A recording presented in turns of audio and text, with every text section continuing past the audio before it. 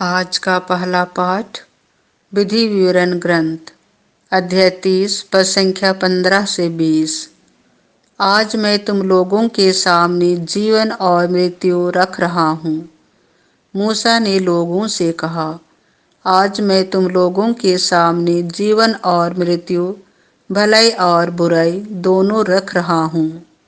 तुम्हारे प्रभु ईश्वर की जो आज्ञाएं मैं आज तुम्हें दे रहा हूँ, यदि तुम उनका पालन करोगे, यदि तुम अपने प्रभु ईश्वर को प्यार करोगे, उसके मार्ग पर चलोगे और उसकी आज्ञाओं, विधियों तथा नियमों का पालन करोगे, तो जीवित रहोगे।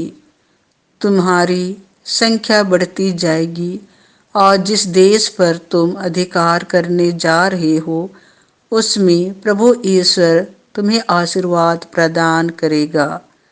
परंतु यदि तुम्हारा मन भटक जाएगा, यदि तुम नहीं सुनोगे और अन्य देवताओं की आराधना तथा सेवा के प्रलोभन में पड़ जाओगे, तो मैं आज तुम लोगों से कह देता हूँ कि तुम अवश्य ही नष्ट हो जाओगे।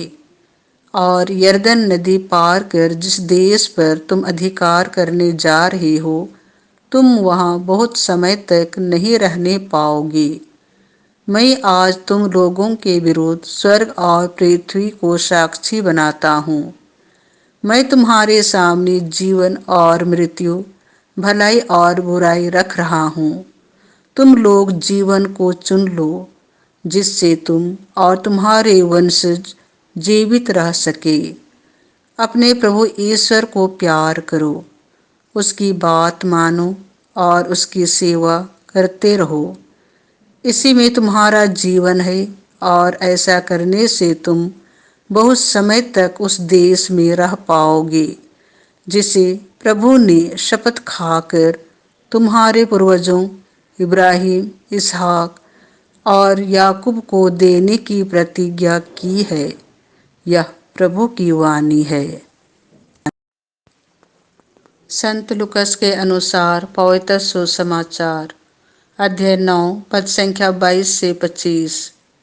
जो मेरे कारण अपना जीवन खो देता है, वह उसे सुरक्षित रखेगा। यीशु ने अपने शिष्यों से कहा, मानव पुत्र को बहुत दुख उठाना होगा। नेताओं, महायाजकों और शास्त्रियों द्वारा ठुकराया जाना, मार डाला जाना और तीसरे दिन जी उठना होगा। इसके बाद यीशु ने सबों से कहा, यदि कोई मेरा अनुकरण करना चाहे तो वह आत्म त्याग करे और प्रतिदिन अपना क्रूस उठाकर मेरे पीछे हो ले।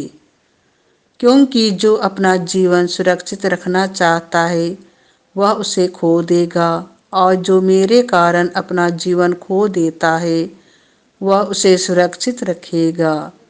मनुष्य को इससे क्या लाभ, यदि वह सारा संसार तो प्राप्त कर ले, लेकिन अपना जीवन ही गंवा दे या अपना सर्वनाश करे। यह प्रभु का सुसमाचार है।